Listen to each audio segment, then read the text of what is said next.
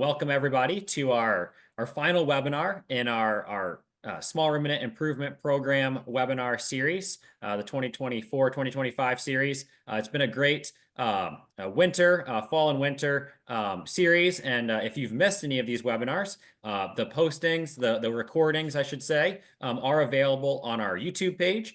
We will post a link for those in the chat here in a little bit. But I highly encourage you to go back and watch those recordings. We've covered a variety of different topics and some really good content there. We also have webinar series that we have done the last couple years. And so that maybe this is your first time joining us. We've got lots of content that we've put together, lots of recordings out there. And so I encourage you to go back and watch those as well, and kind of get up to speed with everything we've covered over the last few years here. So like I said, it's the final installment for this year's webinar series. Tonight we're going to focus on pasture management, a topic that I think is very timely for the time of year we're in. If you're here in Central North Carolina, there's a hint of green out there, and things are starting to show some signs of life here after the winter. And so excited to have livestock out grazing here before too long. And hopefully this webinar will provide some good content information as you prepare for this year's grazing season. Just a few kind of housekeeping things before we get started. If you're not muted, please do so. Please turn your videos off if those are on. Just from a bandwidth standpoint and making sure that everyone keeps a good connection. We want to make sure that we will highlight the speaker, and if the rest of us can just stay muted and without our videos, that would be best. If you have any questions, be sure to type them in the chat as we go.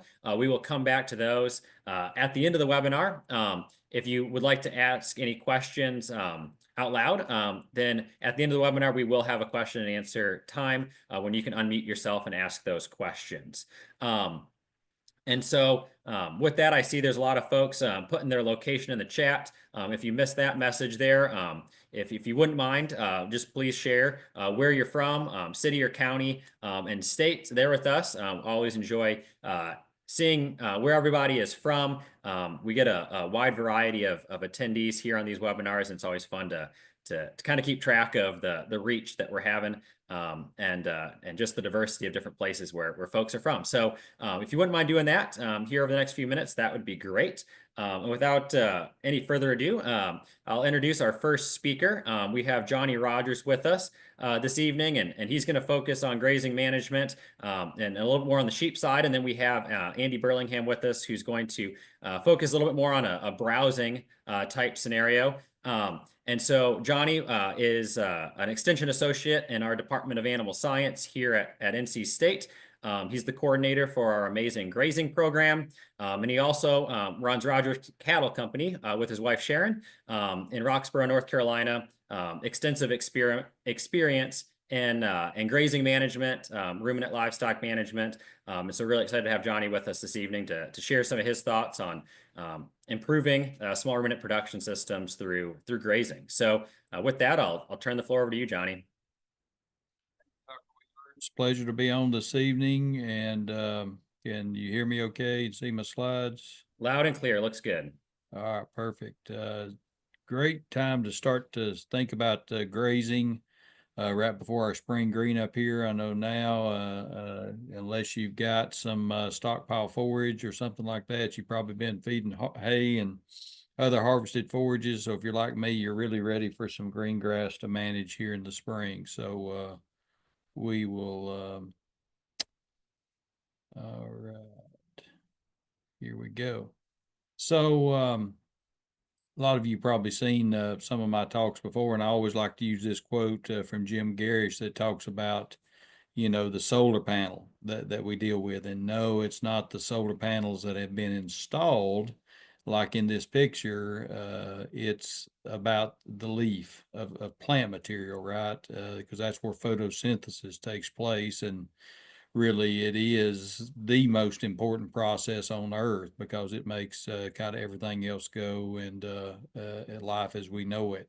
So we've got that 43,560 square feet of solar panel to capture the sunlight to help us grow plant material. And of course, we can harvest that with our sheep, goats, and other ruminant animals. Also like to make the point that you have that same area to collect rainwater. And everybody just assumes that if you've got an acre of land or 10 acres of land or 1,000 acres of land, that you're going to be good at these two things. Well, really, I've run into folks and still continue to run into folks who are very good at these two things. They capture a lot of sunlight, grow a lot of plant material, and they capture a lot of rainfall with the land that they have under their stewardship. Unfortunately, there's a lot of folks that hadn't got the memo yet and are not very good at each one of these things. So I would put that challenge to you out there is kind of do a little self audit of your grazing system. You know, how are you doing? Are you capturing sunlight and rainfall to a high level, or is there something we can improve on? I think in most operations, including my own, there's still tweaks that we can make to improve our systems.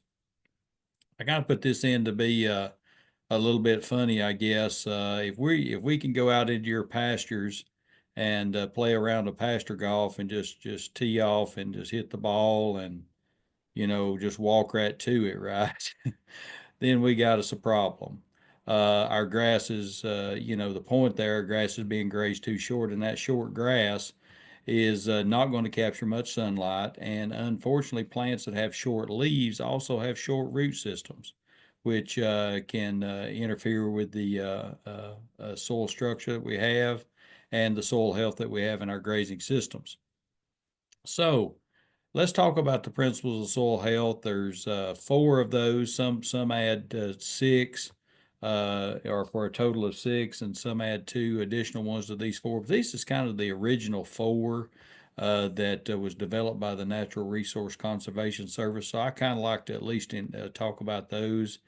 Soil armor. Keep the soil covered as much as you can. And we'll talk a little bit about why that's important. Minimizing soil disturbance, a big deal, right? We can disturb soil in many ways, especially this time of year when soil gets wet, like the rain event we had yesterday. If you've got livestock congregated in one area, you've created some soil disturbance there. So notice that says minimize soil disturbance. It does not say eliminate soil disturbance. It says minimize that, and if you do disturb the soil, make sure you offer it adequate rest and time to recover. Plant diversity, we need to have a rich diversity of species out in our pastures when we start talking about the plant community we have out there, especially when we start talking about small ruminants. More on that here in just a minute. Continue to have a living plant root in the soil as much as possible. And we'll talk a little bit more, we can talk more about the special relationship that exists between plant roots and the soil. And it is a relationship that again is very important when we start talking about managing grazing systems.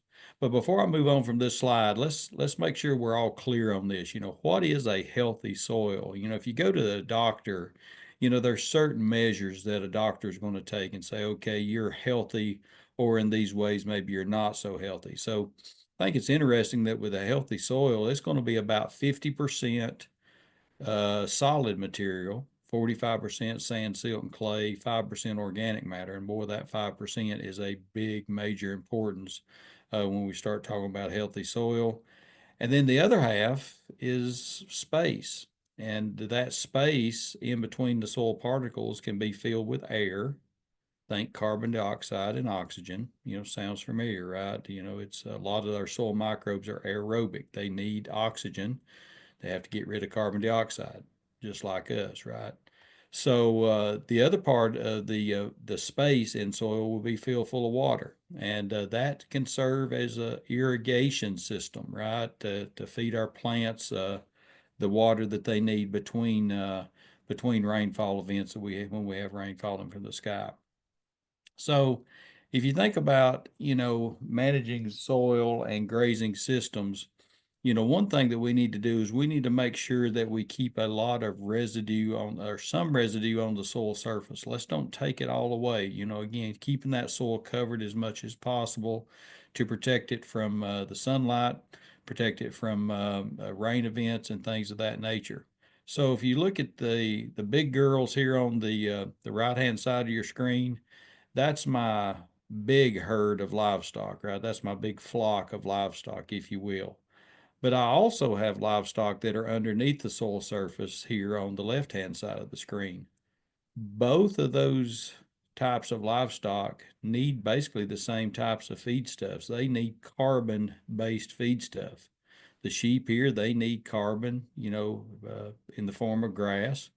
And the plant residue and root exudates and carbon that's circulating through plants, that's what our smaller livestock, our soil microbes, are going to need to give us all the benefit that we need from them while we manage our grazing system. So I guess to sum it up, make sure that you're feeding all of your livestock, and make sure you take ownership and stewardship of both of those types of livestock and grazing systems.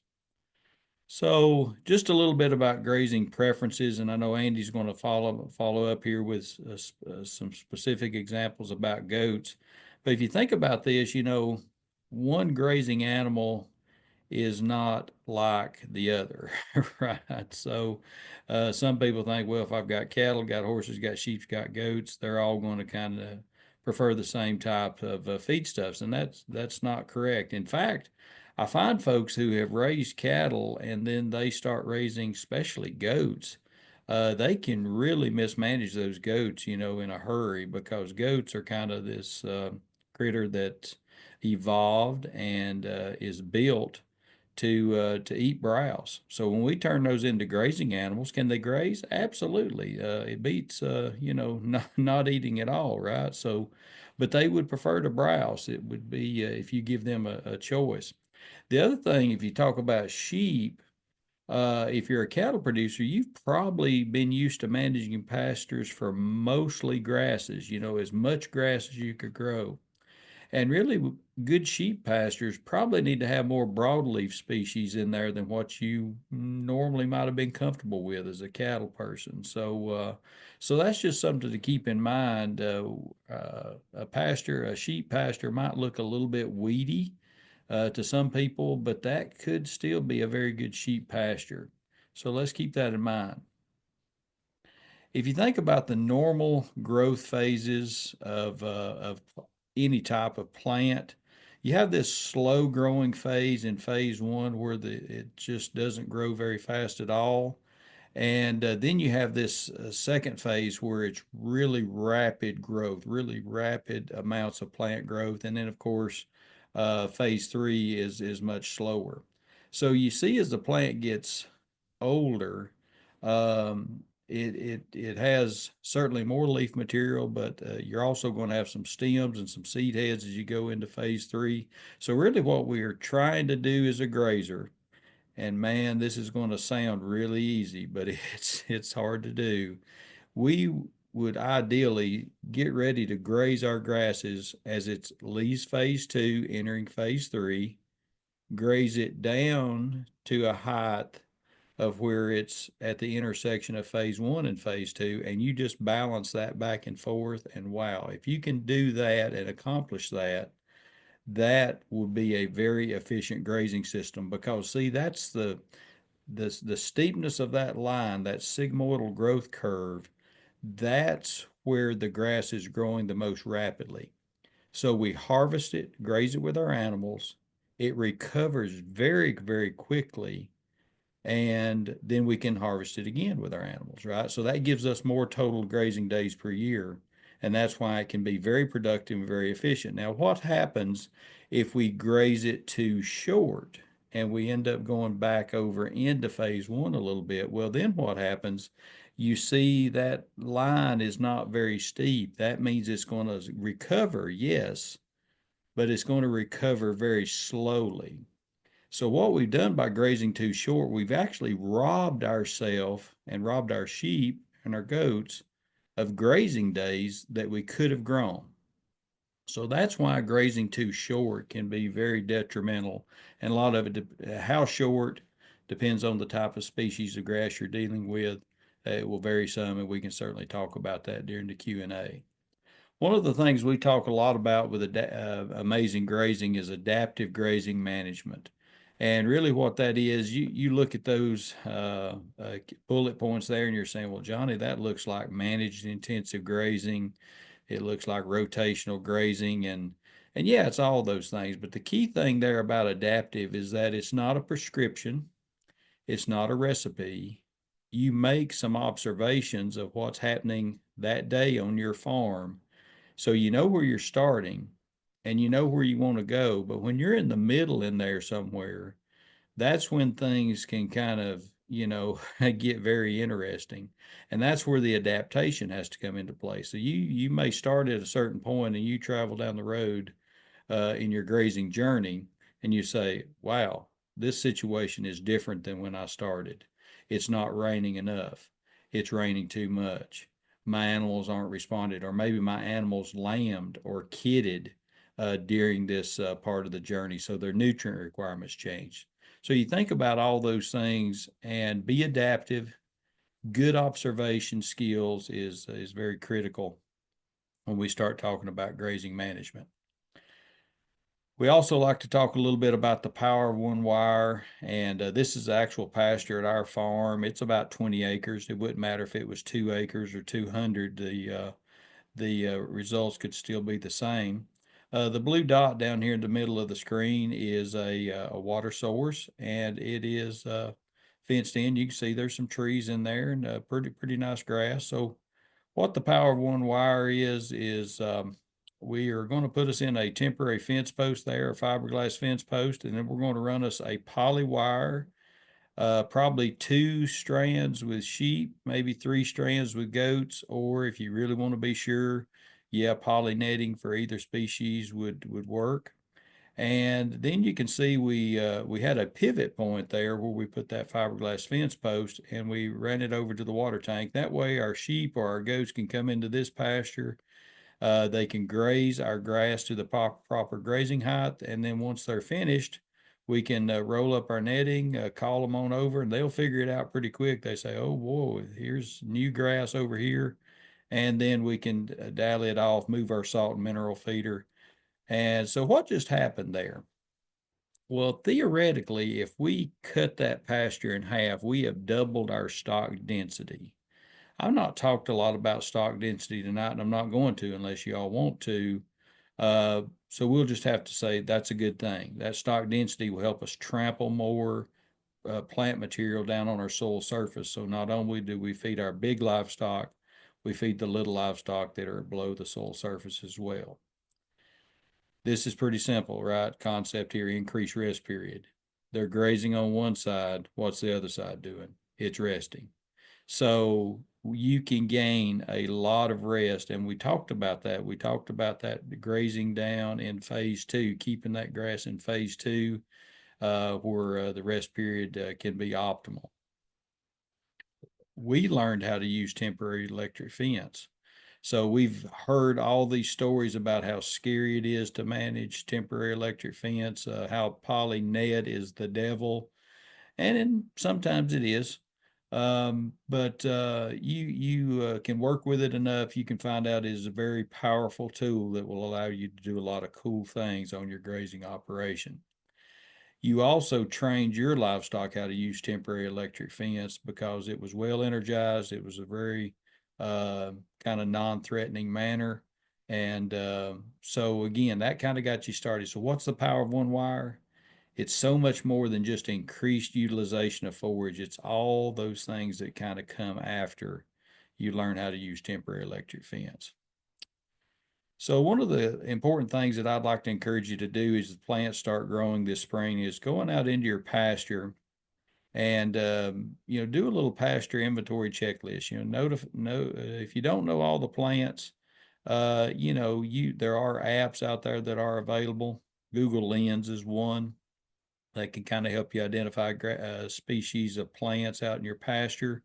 It might help you identify some weeds, but at the very minimum, I kind of like to go out there and follow my animals around, and I kind of notice what they're eating. I can say, okay, I don't know what that is, but they're eating it. So sometimes I end up with a list of things that my sheep eat, and then a list of things that sheep won't eat. So that's usually pretty good to know. Also, something you could do is use what we call the point step method, or it's really the step point method would be more accurate. And basically what that is you just make a mark on one of your shoes. You walk around the pastures about every 10 steps, you look down what's touching that mark, and then you make these little tick marks. And I'll kind of go through this pretty quick and we can talk about that, or your extension livestock agents can help step you through it. Well, I think we have a fact sheet with Amazing Grazing and can also help support you in that manner. So one thing that you'll kind of start to notice is you'll kind of start to see indicator species. And here's an example of some indicator species you'll probably run into on a lot of grazing operations. Unfortunately, you'll run into this, plants that that grow under a close repetitive grazing. Annual bluegrass, white clover, chickweed, and buttercup, all of those love close repetitive grazing because they grow close to the soil surface and they can thrive in those types of systems. Unfortunately, a lot of other more productive plants cannot thrive, so we need to change our management there. So after we walked around in our pastures and did our step point method, we may end up with something like this, where we got 50% desirable species, fescue, orchard grass, clover, and other desirables, 9% true clovers, 21% weeds, mostly buttercups in this example, and about a third bare ground. I don't like to see that. We're not harvesting any sunlight, are we? We're not protecting the soil surface. We're breaking a couple of soil principles of soil health there. So how would you interpret this? Well, because of that bare ground, this situation is probably being overgrazed. I need to change my grazing management there. I may have too many animals. I may have the appropriate number of animals if I managed it more appropriately, but I might need to reduce the number of animals I've got temporarily just so we can get our pastures back into shape. Not enough clover to worry about. If you wanted to use some chemical broadleaf herbicides, you could certainly do that. It is a candidate for weed control and rest, or you could do a complete renovation. That 50% desirable species is right on the borderline. Spray to control the buttercup, but fortunately with small ruminants like sheep, they'll actually eat quite a few of those buttercups. So in this example, if we're a sheep farmer, we probably wouldn't have buttercups, or if we do, the sheep would kind of handle that for us. So you could do a full renovation by spraying glyphosate, planting a summer annual, and then moving on to a different type of perennial grass. So as we start thinking about pasture renovation, it's not always about tillage or burn down and planting something new. It could be just a change in mindset, a change in grazing management, in the way you've been utilizing that pasture. Maybe just letting it rest for a growing season could be a type of renovation. So rejuvenation or enhancement of an existing pasture, all those things can be important. Make sure we correct our fertility. And then, of course, there is that total renovation where we basically want to start over, with a clean slate and a different type of forage species. So planning come into play there. A key part of any pasture grazing system is soil test monitoring and making sure our fertility is where we need it to be. So if you have pastures, a good practice would be to sample a third of your pastures every year. And what that would give you is that would mean your pastures are sampled every 3 years, basically. So that could be a good practice, and kind of put that on your calendar and on your to-do list. Every year you can sample a third of your farm, get the analysis back, and rotate to a new section next year. One interesting thing I wanted to point out was the Web Soil Survey. If you're curious about the soils on your farms, what it's good for, what the limitations might be, the characteristics of your soil, Web Soil Survey can help.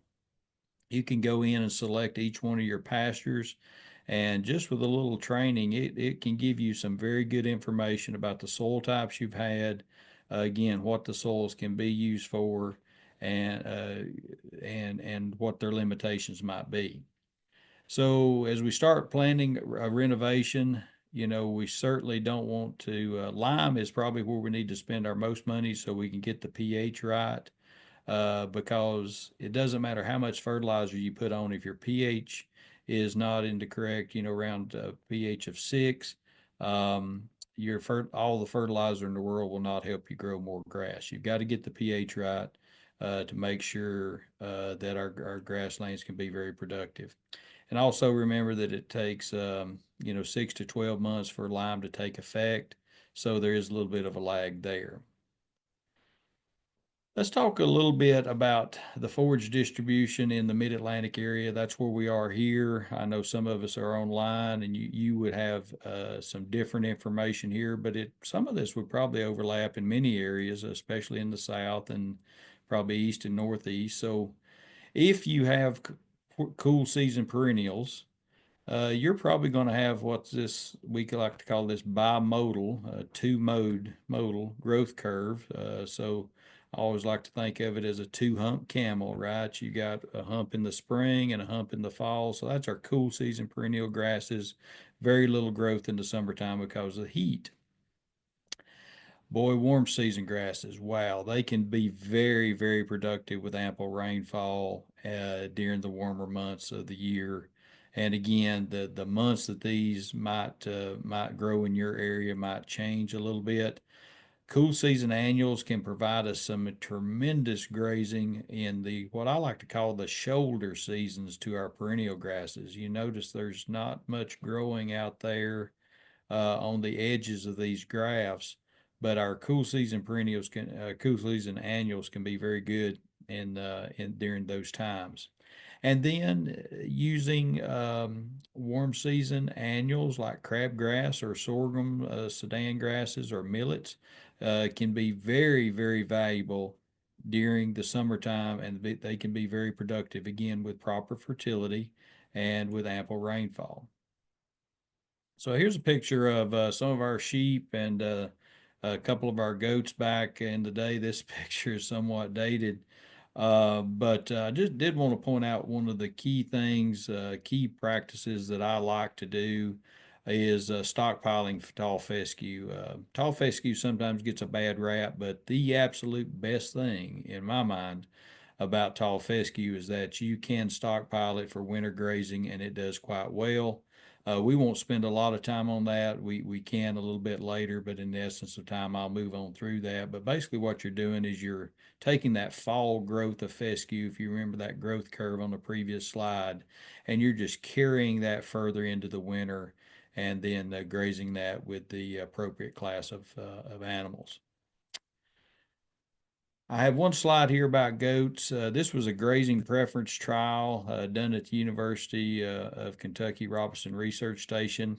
And they just had, different plots of plants out there and just basically let goats have free access to it and said, okay, what do goats like to eat, And I thought it was pretty interesting that first on the list was a tall grass plant, sorghum Sudan, but it was taller. So again, that's kind of makes sense and keeps with the habit that goats would like to graze up off the ground, and browse.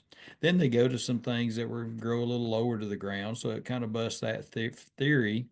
But last on the list was something like Bermuda grass and bluegrass, which is another low growing species to the ground. So again, hopefully, making a little bit of sense out of what goats, being goats, grazing up off the ground. Anyway, there you go. Incorporating legumes is another practice that has tremendous value, especially in our sheep grazing systems. Here is some information from the University of Tennessee that we're a little past the optimum time for frost seeding. That's typically February here in the Piedmont of North Carolina. But a mixture of red and white clover can be a very, very good addition to your cool season perennial pastures like tall fescue. So adding those legumes can be very important.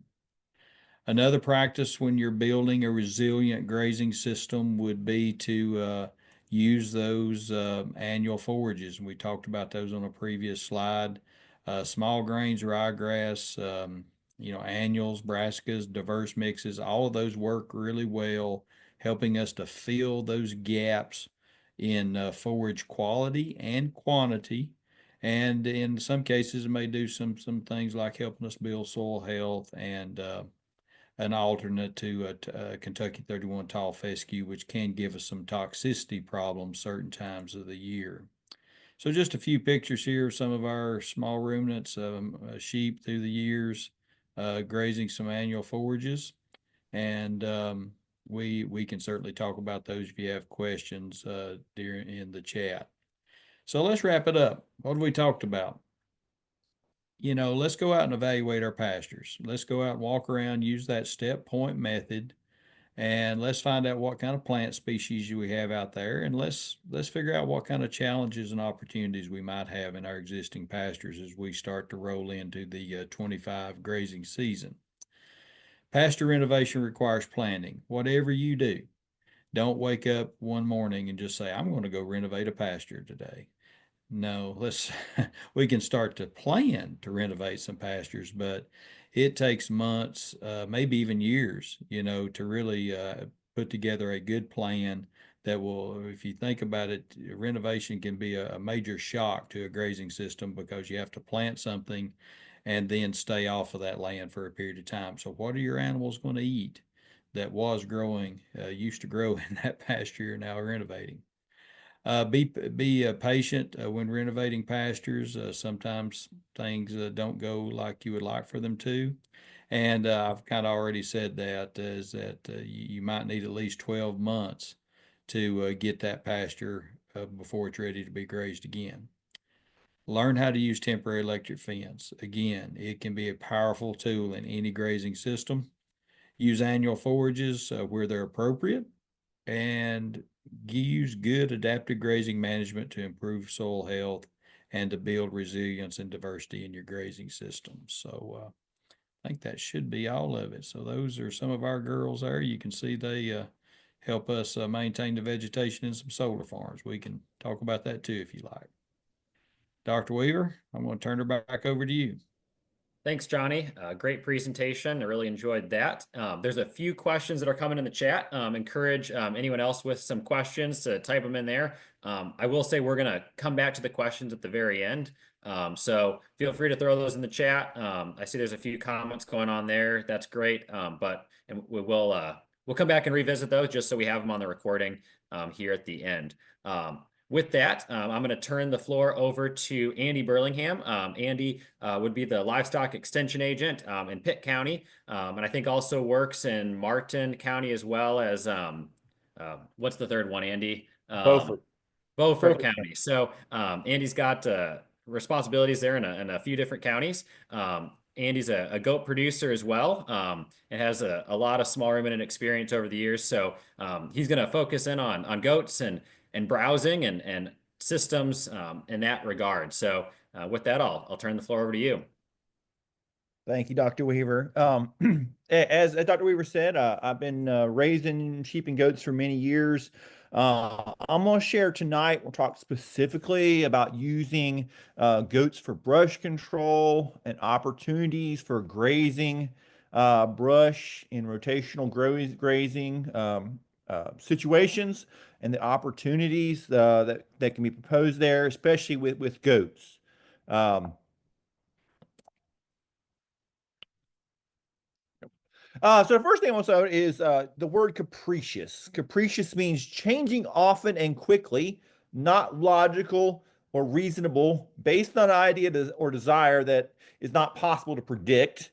And capricious shares the same Latin root as caprine, which is the Latin name for goats. And this is goats are capricious, especially in their grazing patterns. They like a lot of different things, a varied diet, and that may change from one minute to the next, or from month to month, or day to day as we go across the grazing season. They like different things in their diets, and like variety.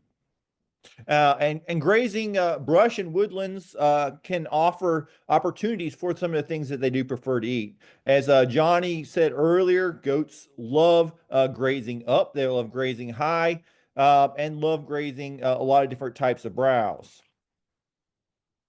So thinking about goats on brush, goats do prefer browse. If you give them a grazing preference where they can have their choice of browse and leafy weeds and grass, about 60 to 70% of their diet or time would be spent eating browse in grazing trials. Browse can provide very highly nutritious forage. There's very high protein levels and energy levels, certainly, especially during the growing season in the middle of the summer. We're going to look at some of that here in just a minute, some charts looking at how nutritious those forages can be.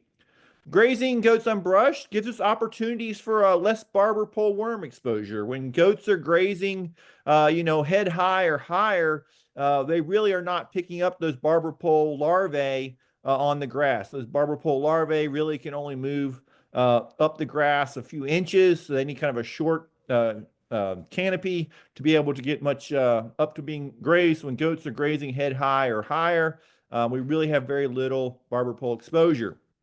However, when we are grazing brush and woody areas, especially here in the southeast, most of the time those woody, overgrown areas tend to be areas that are not ideal for farming. So they often are the low wet ground or maybe the high rocky ground.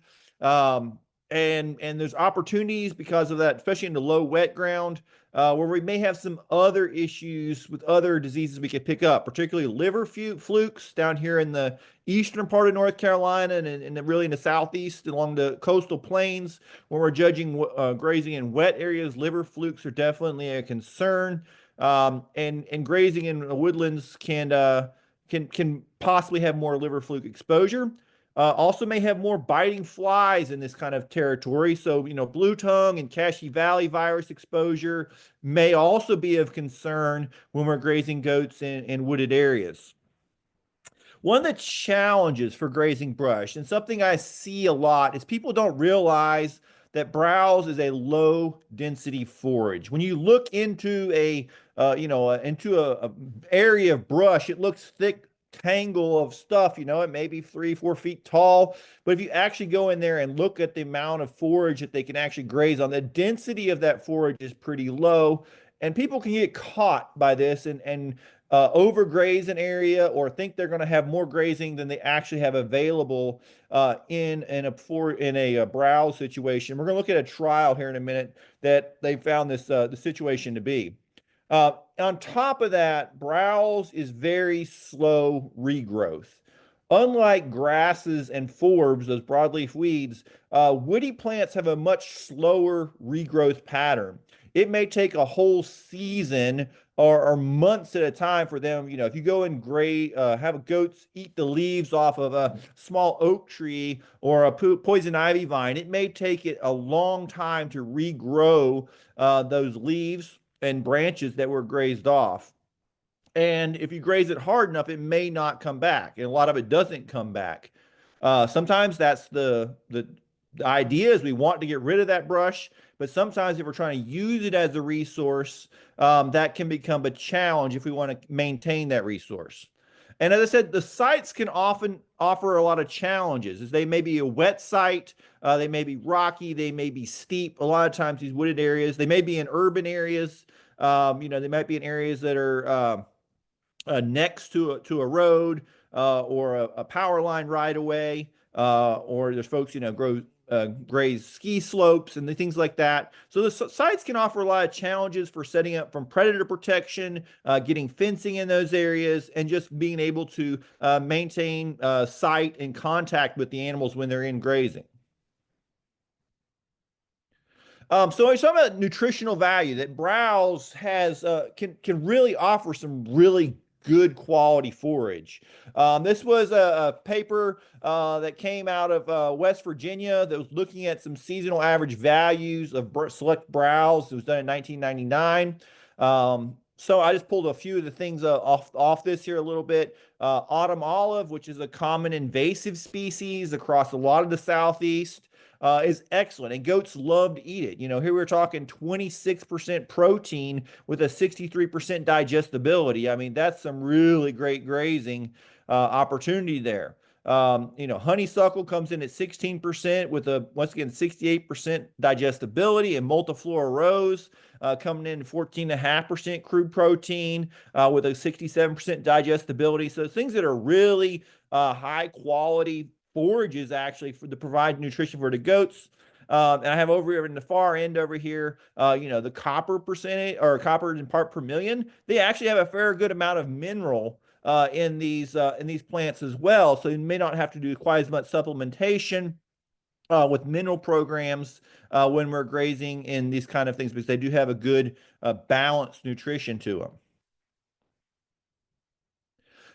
So some of those opportunities we have for grazing goats on browse, a lot of people now, you know, there's people looking for grazing in urban settings. You know, on the West Coast and in the western part of the United States, they do a lot of grazing around for fire control. But also here on the East Coast, we have more and more people looking for people to come do custom grazing of goats in an urban setting. This may be in a right of way, it may be kind of an overgrown backyard. It may be down along a drainage area, a drainage way, you know, a small corner of a piece of property that just kind of is, you know, been in trees and has not been maintained. People are looking for those opportunities to graze, have goats come in and graze and control brush and vegetation in those areas. Here in the Southeast, pine plantings offer great opportunities for goat grazing, especially in a pine plantation or pine plantings that are, you know, in that 5 to 10 year age range, where they typically would go in there and do, you know, herbicide sprays to control the woody undergrowth coming in, those hardwoods and vines and such. In those trees, you know, they're 6 to 8 feet tall, maybe 10 feet tall. That's a great opportunity for goats to run in there and graze that browse out of there, and really will not damage those pine plantings in any way. There's opportunities for fallow fields that have not, you know, been used or been sitting fallow for a few years, and maybe old pastures have been kind of abandoned or kind of growing up with invasive species or vines and brambles and small trees coming into them. Offer great opportunities. I said utility right-of-ways under power lines and gas lines, recreational trails. There's some folks looking at that, I know, in the West again, grazing along trails to kind of keep the brush away from the edge of the trails. And then in North Carolina and up and down the East Coast and in the mountain area, that a lot of ski slopes will have goats come in and help keep the browse down in those areas as well during the summertime. As we're thinking about the grazing management, we really need to think about what is our goal for that forage resource, that brush. Are we trying to do eradication and control, or are we trying to maintain it as a grazing resource because we like the parasite control that offers, or maybe in the summertime, we want that cooler temperatures from grazing under the trees, and maybe we're trying to do a breeding, you know, trying to breed in May or June for fall-born kids or something like that. We'd like that grazing, that cooler temperatures maintained under a, you know, under a forested canopy. So we got to think about how the grazing management goes to what we want to do. For eradication control, we're going to graze it hard, particularly in the early spring when plants are newly emerged. We have that new growth, those fresh leaves. We have a limit, you know, the plant has a limited amount of energy been stored up yet. They've used that stored energy in the root system to make the new growth. It hasn't really stored anything back yet. We graze it hard, then we can really set it back. And in combination, or conversely, also that late summer, early fall is another time we can graze really hard. As that's when the plants are storing that energy for carrying the dormancy for you know, for the next spring. When we're trying to do eradication control, we definitely want a high stocking density. We want them to eat as much of the available leaves and as many of the edible stems and sticks as they possibly can. We may be doing continuous grazing for a long period of time. And we want to have a plan, though, when the feed runs out, because it will run out. Eventually, they will clean off all those leaves and stems, and there really will be not much edible. And because it is slow to regrow, you will not have anything additional feed resources in that paddock for them to eat after that.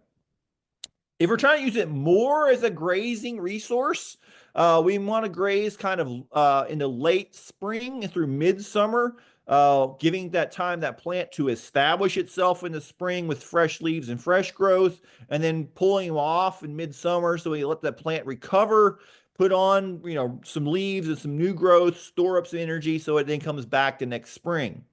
We're definitely going to run fewer animals per acre. We do not want to graze it as hard. We're going to pull them off sooner. And we're definitely want to allow that rest and recovery because if we graze it too hard, we will lose some of that beneficial browse that maybe we're wanting to maintain. So this was a trial I think really kind of shows what we kind of talked about in the previous slide. This was done by the University of Arkansas at Pine Bluff in 1995 and 96. They were looking at stocking and they were really looking at the nutritional benefits of grazing wooded areas, and would that wooded area be enough nutrition to maintain the body weight of goats. They had multiple paddocks, acre-sized paddocks. They had 3 repetitions of goats at either 25 or 40 mature dry goats per acre, which is a pretty heavy stocking rate for goats. And they found that out in this brush in particular. It was really heavier than it should have been for sustained grazings. They wanted to do this for 2 years. This was planned for 16-week grazing period, so really basically most of the summer. And they were grazing in a regrowth of mixed pine and hardwood after logging. It was about 4 to 5 years after logging, so it was a mixed pine hardwood regrowth. In the first year in 1995, more than 60% of the vegetation was consumed in those first 6 weeks. And oops, don't drop my slide here. Sorry, folks. Right here. Slide, there we go. Was consumed in the first 4 weeks by both the trial groups. So they had to supplement hay to maintain the goats for the rest of the season. Over the trial period, the goats did maintain their body weight, but that was with supplementation of hay. And at the end of the 16 weeks, over 70% of the vegetation was consumed. So in the following year, they used the same number of mature dry goats back in the exact same paddocks that they had grazed the previous year. And it was noted before they started the trial that the composition of the plants in the paddocks was considerably different than it was the first year. They had lost many of the hardwood trees and taller growing plants that they had in the previous year. The canopy was much shorter, and they had a larger presence of sedges and grasses growing, and shorter brushy plants than taller trees in the stand. By 9 weeks, they had consumed over 70% of the vegetation, and the trial was terminated at that point because the goats started losing weight. And that just shows when you graze goats at a very high stocking density, they will quickly go through the forage that is available. And by grazing them that hard in that first season, they actually, they took out species of plants that were beneficial and provided good grazing for the goats. So when people want to use, I sometimes get producers that call me who want to use a wooded area as a permanent pasture for goats. I often talk to them about, well, this, you'll get good grazing for the first year or two, but by the 3rd or 4th year, you're really going to have more of a dry lot in here with small amounts of browse for them to get a little bit, but you're really going to be doing a lot of supplemental because we lose most of that beneficial forage after grazing them, especially in continuous grazing situations or continuous stocking situations over time. One of the big challenges with trying to graze brushy areas in goats is fencing. And for goats, good fencing is a must. The common adage is if it won't hold water, it won't hold a goat. And that can be very true. And fencing through brushy areas offers a lot of challenges, especially if we're trying to use temporary fencing or electric fencing, because that browse, if it gets up into that fencing, is going to short it out. You may have branches or briars and brambles that may fall over or get tangled in the fence to short it out. If you're trying to put more permanent type of fencing, it can be challenging to work through those areas around tree trunks to find straight lines to pull fencing. So it can be really challenging, but it is key to have a good fence to contain those animals and to keep predators out. And you got to think about, is it that permanent versus temporary? Oftentimes, if you're putting permanent fencing, we're kind of looking at that long-term, lighter amounts of grazing, so we maintain that resource. Whereas if we're trying to control some of that brush, we may use that temporary, because we may only be grazing it for shorter periods of time, very heavily for a year or two, and then not using that area again. Predator protection, especially in wooded areas, especially here in the Southeast, probably in the West as well, is really a must, right? We're bringing those animals into the territory of those predators like to be in. Those coyotes, maybe bobcats could be a problem if you have smaller goats or kids out there. So you definitely need some predator protection when grazing in the overgrown habitats. And in the brush, dogs typically give you the best predator protection, as opposed to trying to run donkeys or alpacas or llamas or something like that in with them, because both those animals respond by, on sight of a predator. When we're in denser cover, as we might have in a wooded area, they may not see those predators coming as quickly, whereas dogs are going to mark their territory, they're going to smell the scent, and they're going to be able to and be patrolling, and are going to give you much better predator control in a densely covered landscape. So when we're thinking about, we want to use goats to control brush, and they're not equal opportunity grazers when we come to brush. There are some things they do a really good job. They graze very hard and do a great job at getting control over. And some of these things are definitely invasive and can cause a lot of problems. And goats are a really great option. Multiflora rose and blackberry. Goats are really, really good at getting control of multiflora rose and blackberry. Both of these, multiflora rose is considered an invasive species through much of the Southeast. It quickly overtakes, the edges of wooded areas, areas that have been recently logged. The regrowth gets very thick. Goats eat it very heavily. They'll eat it right down to the ground. They'll trample those canes down, eat the little shoots that are coming up. And in 2 or 3 years of grazing on these, you can really get those pretty much eliminated. Virginia creeper and trumpet creeper, another one. Goats eat it heavily. They eat most of the vine. And do a great job of controlling poison ivy. They're pretty effective at knocking back poison ivy for as much as they can reach. If the poison ivy is growing up into the tree canopy, there's not much they can, if they can't reach it, they can't control it. But if it's lower, they do a great job of that. Kudzu, there's been a lot of studies looking at using goats for controlling kudzu. Kudzu is great forage. It's high protein, highly digestible. It's pretty fast growing too. You have to graze it pretty heavily with a lot of goats to actually get it under control, but it is possible.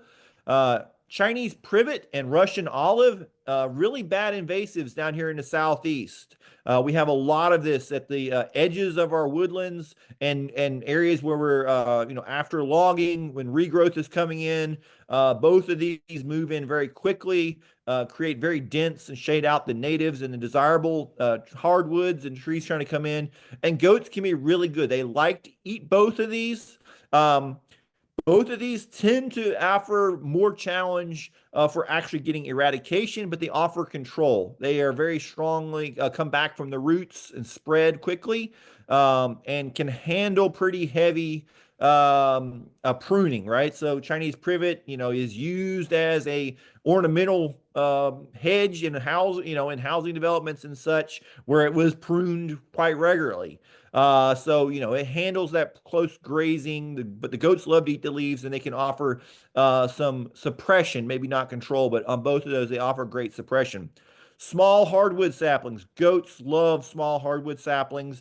They'll eat the tops, all the leaves off of them. They'll eat the top, the softer green growth off the top, and many times they'll actually strip it down of its bark, especially the smaller, thinner barked ones. They'll strip it right down and pretty quickly can eliminate small hardwood saplings. Greenbriers, another one they really love. They'll eat all the leaves off of it and eat the softer portions of the canes. Some things they will not control, and it's important to know that, is cedar. They'll eat slightly browse if no other options on cedar, but they're not going to eat much cedar or control it. Pine trees, once they've got some size on, they'll nibble on pine. They like the very fresh, new growth at the very ends of the pine branches.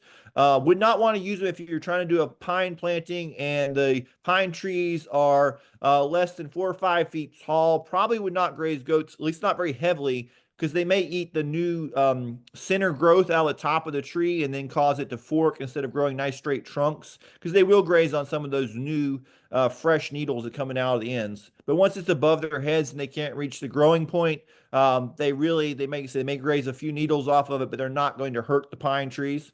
Bamboo, they'll eat a few leaves, but they really don't offer any control of bamboo. And then you always have to worry about toxic plants. They're not going to control that, and those can be a challenge when grazing in brush. Some of those toxic plants, and this is really more focused to the southeast, eastern United States. They don't have all the ones, and this is not a completely extensive list of all the toxic plants out there, but some of their most common ones we find here in North Carolina. One that's particularly of concern is rhododendron and laurel. Very common, and it's an understory plant in our forest around in eastern North Carolina, and even in the mountain, and particularly in the mountains of North Carolina as well. Both of these are quite highly toxic. The good news is they don't readily consume them if they have other options to eat. But if they don't have any other options and they're particularly hungry, they may eat some of this, and it is quite deadly, kills them pretty quick. Some other things we have issues with is hydrangea, boxwood, and lily. A lot of times we find these more in urban settings, abandoned house lots, that sort of thing, and in urban areas are much more common. But they're also toxic. Goats don't prefer to eat them unless if they have other options. But if you're grazing heavily, trying to control an area, and you're getting down towards the end of what other good forage is available, they may eat this, and it can cause some death loss. Cherry tree has a star by it here. Cherry is toxic only when it's wilty. They love fresh leaf. When the cherry leaves are fresh and green, goats love them to eat them with no problem. Once they're dead and dry after frost, there's no problem on cherry leaves. It is if you have a windstorm, that knocks down, or the goats break off branches and they don't eat the leaves immediately, they start to wilt, and then they go back and eat the wilted leaves. It will kill them very quick. It has basically releases a cyanide when they consume it, and they die very quickly. I've had some personal experience with this, where they love the fresh cherry, had a windstorm after a hurricane come through, knocked down some branches.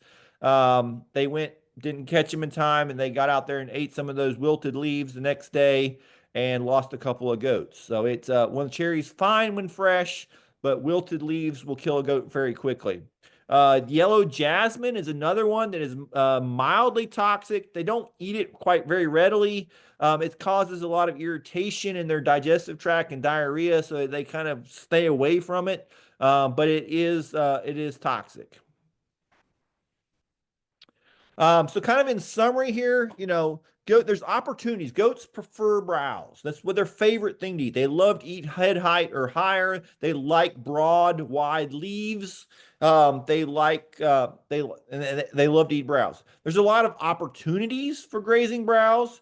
We just have to find the ones and choose the right opportunities that best fit with the type of goats we have, the time we have to be able to manage them, our fencing opportunities, the planning and preparation before grazing goats through a wooded area is really important. We need to look at how much forage is there, how big of an area it is. Can we get good fencing into the areas? Make sure we have some predator control. We need to walk through. Do we see toxic plants we need to be concerned about? That's really key. Sometimes people throw goats in there without walking through an area, not realizing that we have laurel or rhododendron in particular in that understory that they're going to be grazing through. And that can be a real problem when you start having goats die. And if we use good grazing, we can have some really good control. We can really get brush under control. If we want to maintain it as a resource that we're going to use year after year, it requires some really controlled grazing and management to be able to keep that grazing resource for a longer period of time. And with that, I will take any questions. I guess we're ready to open up for questions, I should say. Yeah, thanks, Andy. Great presentation and very thorough overview of browsing opportunities with goats. And so certainly, goats fill a unique niche there. And I think when we think about raising sheep versus goats, or maybe using the two species in combination with one another, I think there's some important things to consider here that were discussed this evening in terms of what types of vegetation we have and where we can match up animals that best fit the environment that we have to work with. So some questions coming in the chat, and we can just kind of work our way through those. And then if anyone has any additional questions they'd like to maybe ask or unmute themselves, you're welcome to do that. We did have a question that came in fairly early on related to this individual's heard that some animals have saliva, that when they graze, it actually has an enzyme that causes the grass to grow faster. And they're wondering if that is true with sheep.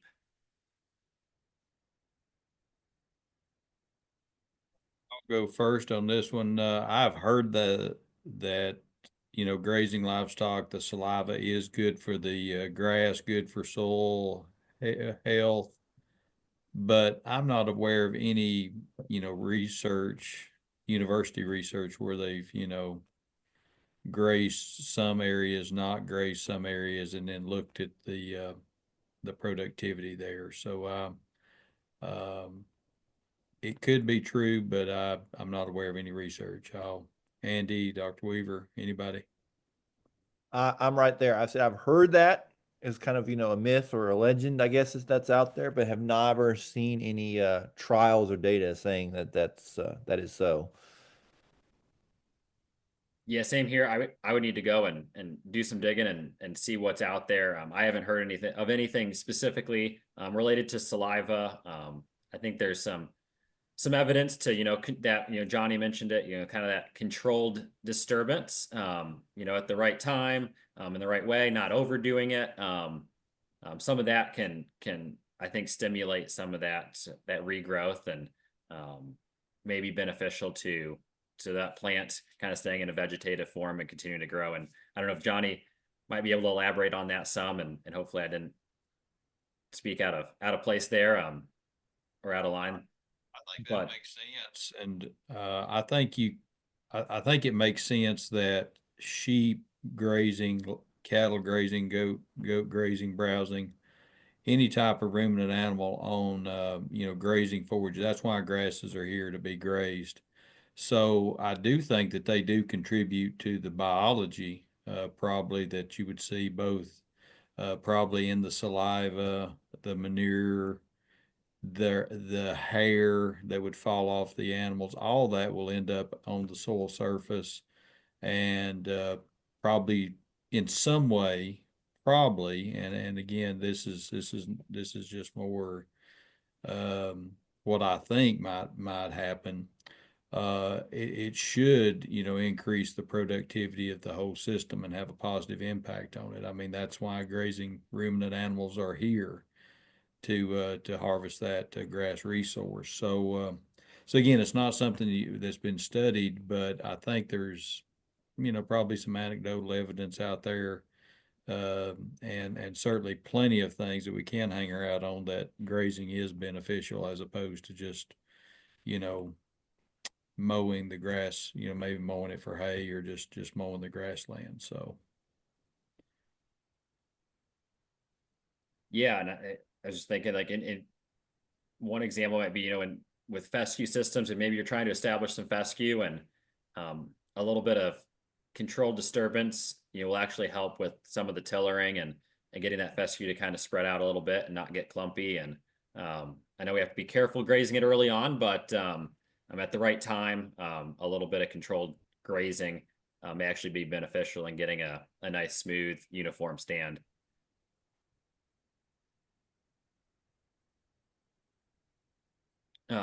So moving down the list here, this is a good question here, and one we talk about a lot. So I'm glad this individual asked it. If my stock density is historically correct, am I better off maintaining a rotation program to a set schedule to maintain parasite control and gastrointestinal tract health, or should I rotate based on trying to optimize pasture health? I see this as an issue in years where annual rainfall is either lesser or greater than normal years. And so maybe, I know, John, you didn't go too much into stock density versus stocking rate. Maybe, I don't know if we want to highlight that real quick and maybe differentiate the two real quick, and then talk about, you know, how your thoughts on moving animals relative to parasite control versus plant growth and development. that's a great question. And again, one of those things, it's easier to answer the question and harder to implement probably the answer.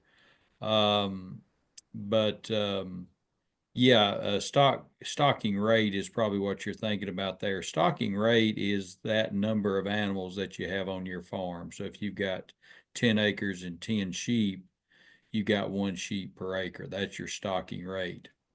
Your stock density might be you take all of those 10 sheep and put them on 1 acre.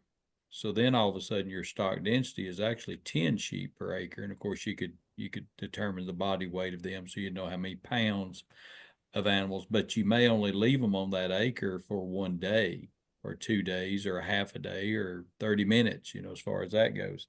So stock density kind of stocking rate is that, you know, the number of animals, you know, that you have on your farm over a long period of time, like, you know, that is your stocking rate. Your stock density is what you might do as part of a managed grazing system. But the key part to this is, do you rotate the animals, you know, through a grazing system based on the sigmoidal growth curve, the phase 1, 2, and 3 of the grass slide, remember that I showed you? Do you rotate based on that, or do you try to give the grass enough rest where the gastrointestinal parasite risk has passed? And the reason that's a problem, just so we're all on the same page, is because there'll be times when the grass is growing very fast. You know, for fescue is getting ready to happen here in another few weeks, at least I hope it does, our spring green up. So if you know, if the grass is growing very fast and the sheep need to be moved to new grass, you know, every few days, and then all of a sudden you go around your grazing cycle. Let's just say we've got 10 paddocks. You start on number 1, you go 2, 3, 4, 5, 6, 7, 8, 9, 10. So number 1 should be, in a good grazing system, number 1 should be ready to be grazed again. Well, what if we graze 1, then we go to 2, 3, 4, and 5? When we're done with 5, number 1 is ready to be grazed again. What do you do in that situation? Well, the best thing for the grass and for the nutritional needs of the animal is to go back and graze the grass when it's ready to be grazed. But Dr. Weaver would say, I think Dr. Weaver, and you correct me if I'm wrong, but that could also mean that that's when our gastrointestinal parasite load might be, you know, pretty pretty high at that time, especially if it's, probably, I think 45 days. Is that the number now, or Dr. Weaver, that we need to lay off of a grazing area for optimal reduction in parasite load? Is that right? Yeah, 45 that's the days? general recommendation. And I Yeah. wish I had the slide handy to pull up here that illustrates that. Really, the 45-day number would be kind of in the peak of the summer, the hottest weather. Those parasites, they're going to burn up their energy reserves quickest during the warmest times of the year. And so we think about maybe July, August timeframe. They're likely to die off on our pastures much quicker. You get into the cooler times of the year, like right now, or in the fall months, and it is quite possible that that instead of 45 days, that number becomes probably 90 to 120 days. And so that's when it becomes, from a practicality standpoint, really quite difficult to manage parasites just through grazing management.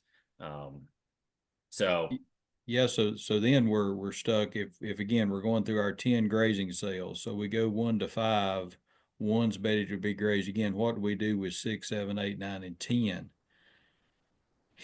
Ideally in a perfect world, you would borrow some cattle from your neighbor, let them come and graze off paddocks 6 through 10, and then they're going to regrow, so that would reset them, right? You graze the grass off, move the cattle back to the neighbor's house, and then they're ready to be grazed again by your sheep or your goats. So you could also harvest it for hay if you could come in and cut some hay off of that. So just imagine you got a rectangular field and you've got 5 grazing cells on each side, 10 total. Imagine one side you start grazing with cattle and or grazing or making hay on that side as you're working through 1 through 5 with your sheep or your goats. And then when you're ready, you have the best of both worlds. You can go, when you're done with 5, you can go to 6 because 6 is ready it's regrown. And that is one way, although not very practical in most situations, that you could have the best of both worlds. You can manage the grass for optimal nutritional value, which getting good nutrition into your sheep or goats is an important part. Again, Dr. Weaver, correct me if I'm wrong, that is an important part of parasite control, making sure our animals are well fed, but also trying to use that rest period, get as much rest period as we can to keep the parasite burden down. So it's a tricky thing. That's a hard question to answer. I'm glad it was asked. But Dr. Weaver, Andy, yeah, anything? Yeah, I was going to say one thing. Oh, go ahead, Oh, Andy. So one thing I'll say too, and especially at that time of year when the grass is growing faster, is if you can also shorten the length of time you're grazing, so you have less contamination. So right, if you graze that paddock, say for 2 weeks, right, you're going to graze it for half the period of time. You're not going to take quite as much grass off, but you're going to leave more stubble height, but you're also going to have less amount of manure put on the field. So you have less load for when you come back around. And hopefully the grass length will also be taller. So as opposed to grazing it, say it's at a 6-inch height and we normally go grazing it down to a 3-inch height. We're only going to graze it down to a 4-inch height this time. We're going to leave a little bit more height so when we come back around, it's going to hopefully be a little bit taller. And there will actually be less load there to graze as well. So we leave them shorter period of time, move them faster, and leave just a little bit more in the field in a very fast growing time. And that can also help us if it does turn off dry later in the season. We actually have more forage sitting there. It might be a little bit lower quality, but that's better to have a little bit more lower quality forage than less, maybe a little bit higher quality forage that's at a shorter stem length and have more parasite load. And they're grazing closer now and it's hotter so that the parasites are cycling faster, so that can help offset that a little bit. It's one method that I've found. So when that fastest growth is happening, graze for move faster through the paddocks for a shorter period of time and leave a little bit more grass. Yeah, and I think Andy, you bring up a great point. it's about 90% of our infective larvae, the parasites out in our pastures. About 90% of them live in the first 4 inches of our forage. So we think about like the stop graze height on fescue. From a plant health standpoint, we don't want to graze shorter than 4 inches anyway. Well, if that's our stop graze height and we hold our animals to that to the best we can, then we're really avoiding the vast majority of the parasites that are out there. It's not a perfect system, but that alone should help. Overgrazing creates a lot of problems from both a parasite standpoint in our animals, as well as a plant forage health from a forage health standpoint. And so, yeah, great point there. And I agree with all that. And thinking about, I generally advocate for that balance between managing parasitism and minimizing exposure to parasites through longer rest periods. But at the same time, first and foremost, making sure that our animals receive the level of nutrition that they need to stay healthy and to perform at the level we're expecting them to. And so generally, from a practicality standpoint, we can't wait 120 days to come back and regraze a pasture. I'm sure most of the parasites would be gone by that point, but we don't have enough paddocks to do it. And most of our farms aren't large enough to wait that long to come back and regraze. And if we did, most of our forage would be so mature that the nutritional quality would be very low. And sure, we might not have a parasite problem, but the animals are then not going to get the nutrition they need, and then they're going to have other health issues. And so really kind of a balancing of those two things is probably optimal.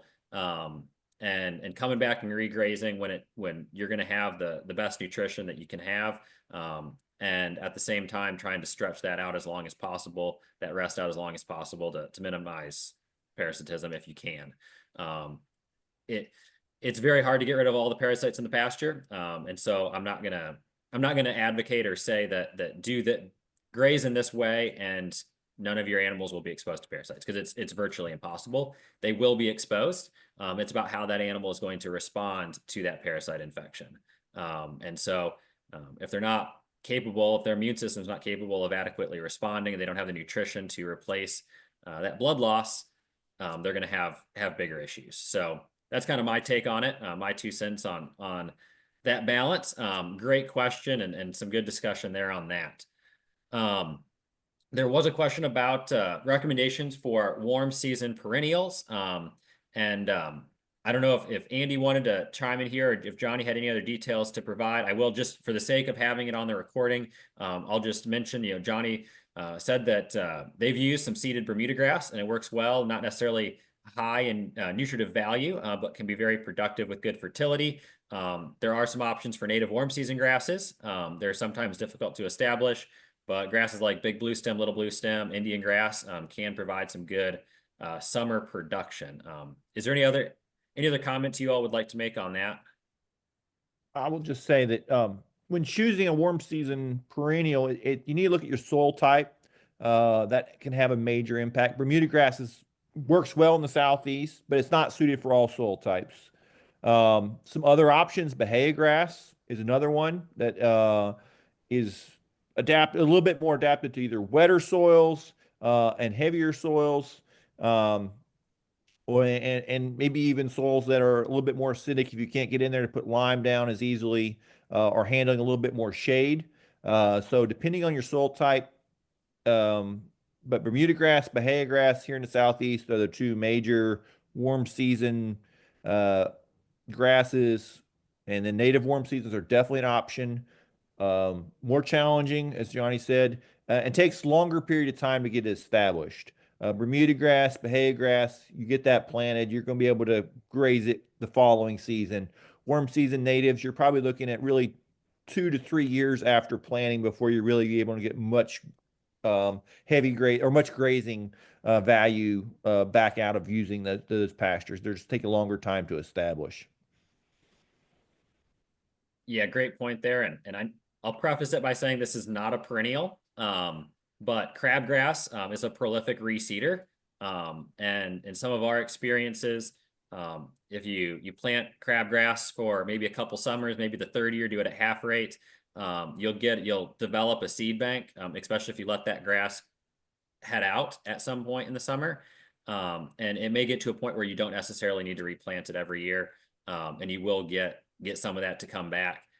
It is not a perennial. It is an annual, but it in some ways it sort of acts like a perennial, just because of its ability to produce seed, and that seed then develop the following season. So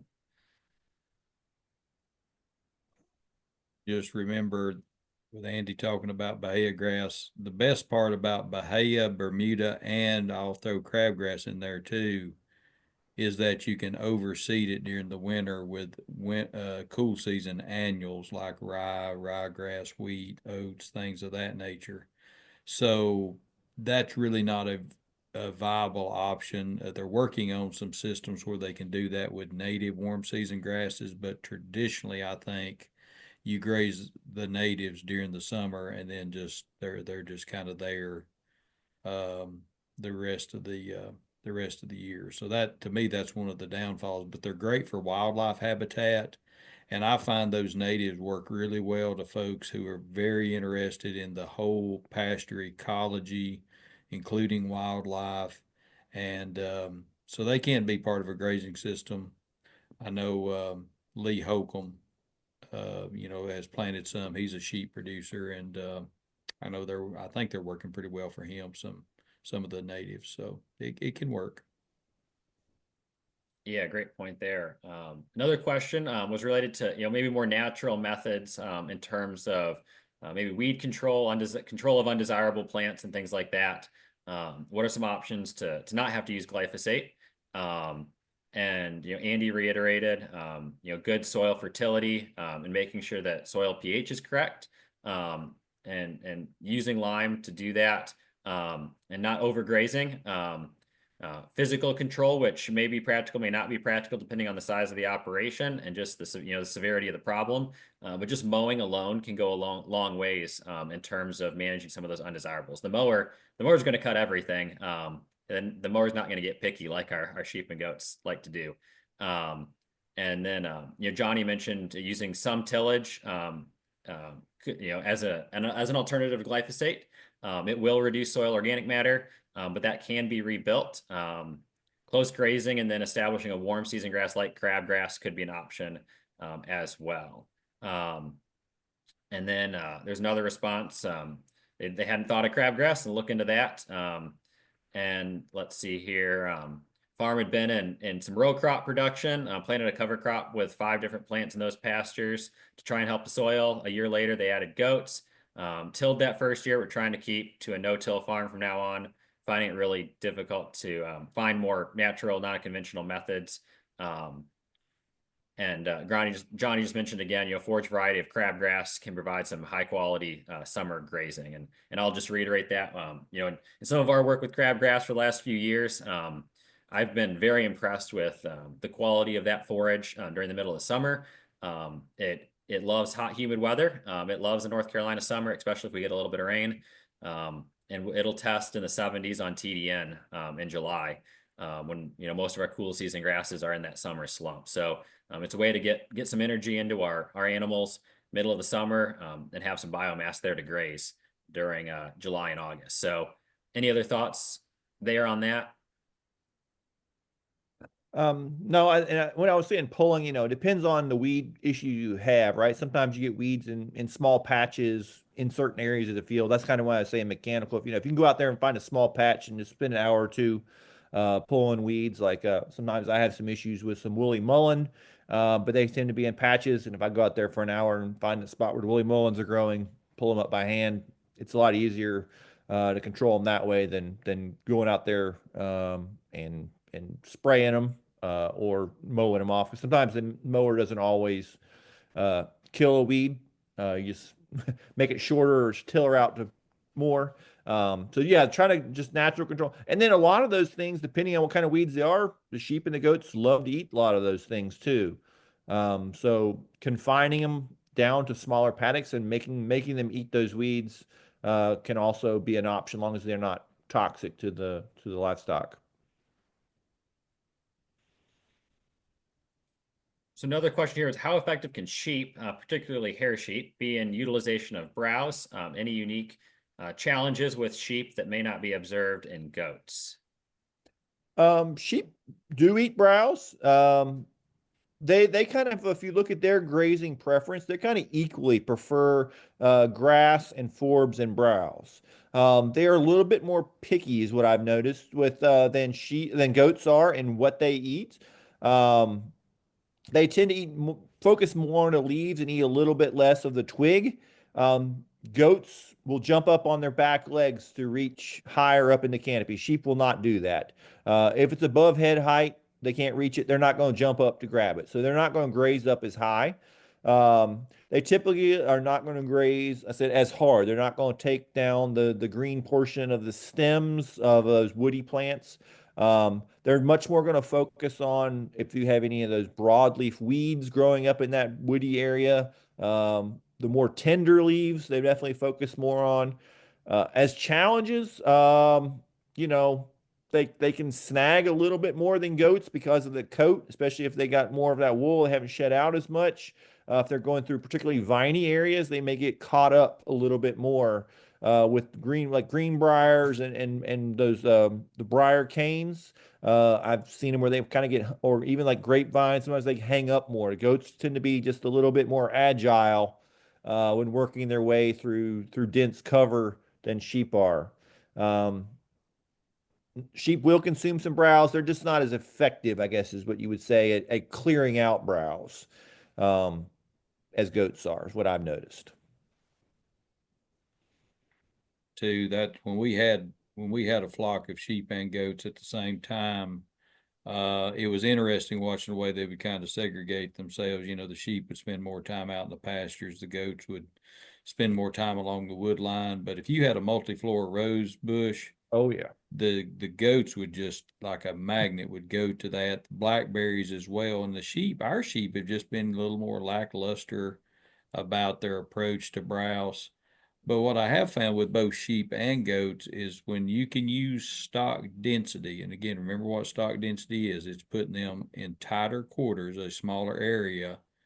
So increasing that stock density will change the eating behavior. I remember pretty well, I had some goats and they were walking around in about a 10-acre field and there were some thistles out there. I think it was some musk thistle or Canadian thistle. But anyway, I built some temporary fence around the thistle, turned the goats in there with poly netting, and that was the first thing they ate. They walked around it when they had access to the whole field. They just walked around it, didn't think anything about it, but it was the first thing that they ate. So I'm not advocating goats necessarily for thistle control. What I am advocating is for you to maybe tap into that stock density. But again, as Andy said before, make sure that plant is safe for the animal. You don't want to lock them down over something that's on top of something that's pretty toxic. So, but stock density can be a good tool. Yeah, it's a great point. So the last question here in the chat. So I'll read this one. We'll answer this one, and if anyone else has any final questions, be sure to get them in the chat here in the next few minutes so that we can make sure we get them covered. But the last question we have for now would be: I've seen some conflicting information on curly dock toxicity in sheep. Is it best completely avoid sections of pasture with higher densities of this plant, or does grazing preference of the sheep and quantity needed to be an issue mean it is not a problem in most situations? So curly dock, the main toxicity it has, it's high in salicylates, which can cause some urinary calculi issues. They don't like to particularly eat it, and I would not recommend locking them down on it to consume it as the majority of their diet. I think you would have some issues with that. Um, they definitely will graze on it lightly, especially when it's younger. Um, the bigger it gets, I don't know if the salicylate concentrate goes up or it just is less palatable. They do not like to eat it once it gets big and tall. But they will browse on it some when it's smaller because it's in a similar family as plantain and stuff like that. So it has a very high mineral content. Um, and so, like I said, they will eat on it some when it's smaller, but they definitely don't like it when it gets big. Curly dock is one that typically can be a sign of soil compaction. You see it a lot in places like old corrals or areas where you're holding animals and get a lot of soil compaction. It's typically where you see a lot of curly dock. So sometimes go and do a little mechanical working of the soil, run a disc or a chisel plow or something to break that ground up a little bit can help reduce the amount of curly dock and get some other plants growing in there. So that's typically what I've seen with curly dock.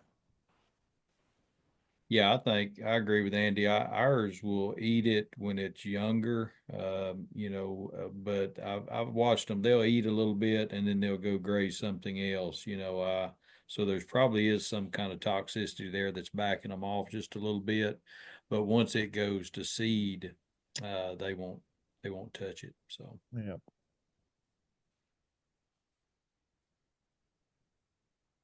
Awesome. good questions. Good questions. Yeah, some great questions this evening and some really good discussion. One more question just popped in here. Curious about red maple leaves. I keep horses out, but allow goats where those trees are. Fresh leaves, old leaves, very old leaves. Any problem? Nope, maple's not toxic for ruminants. It's only a problem in horses. So not a problem with that. I said the main issue, most of the leaf issue you're gonna find is with cherry trees. Wilted cherry has probably got your most issue. Green acorns also. That's the other one. They can be really high in tannins. You can have some green acorn toxicity. So if you're grazing under oak trees and you have a midsummer strong storm or hurricane knocks a lot of green acorns down, that can cause some issues. Um, but once the acorns, so they do love in the fall when acorns are mature. Um, they love to graze acorn. My goats and sheep both. They will eat acorns all fall once they start falling down in the fall. But you do have to watch out for green acorn in the midsummer if they fall down before they've matured. I'll just say generally about the toxicities that are, kind of out there. A lot of the information you'll find, it does take a lot of some plants Yeah. to induce, toxicity, sickness, or death in our livestock. That doesn't mean it's not a risk and it's not something we should explore the plants we have out there. But usually, if your animals have, plenty of other things to eat, I've found like we've got a plant that can be very toxic, purula mint. It's in our pastures, but our livestock don't eat them. But if they did, it could be a big problem. So we just make sure they got plenty of other things to eat. Um, but again, it underscores the need to go out, take an inventory of our pastures, kind of see what's out there. And the one exception to what I just said would be that cherry tree deal Yeah. that Andy talked about quite a bit. It can be one that would come up and get you. So if you got those cherry trees not in your pasture, but on the periphery of your pastures, that's where it will kind of get you. If it's on a fence line, and it blows over, like Andy said, it's happens quite a bit after storms. Yeah. There's something about those wilted leaves that apparently have a really good flavor. I don't know if they always say arsenic is supposedly sweet, and so I don't know if those leaves get sweet when they wilt, but they love a wilted cherry leaf, and it will kill them pretty quick, even in small doses.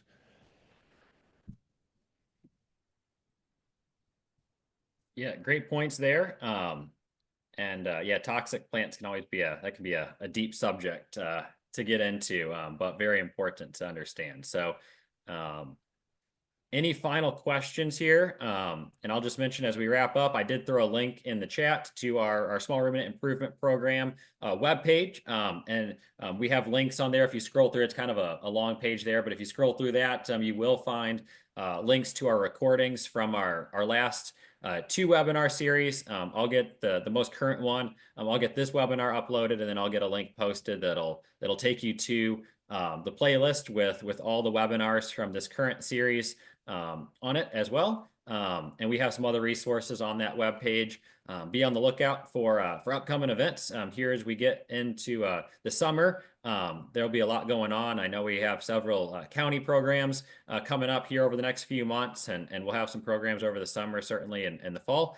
So be on the lookout. And again, you can check our website there for more information about upcoming programs. And I try to keep that calendar on that webpage up to date with what might be coming. So be on the lookout there. I'll try to get everyone added as well to our email, our listserv, so that you'll be notified when we have some information to share, when we have a event registration come available. So with that, I don't see any other questions in the chat, and it's a little past 8:30 now. So we'll sign off for the evening here. Again, thank you for joining this evening. Thank you for joining for the entire series. If you've been here for the whole thing, I've really enjoyed all the speakers and the presentations we've had over the last several months. I think a really good set of webinars and resources that'll be available for you to reference on into the future. So thanks again for joining. Thank you to our speakers for taking their time to share their knowledge and experience.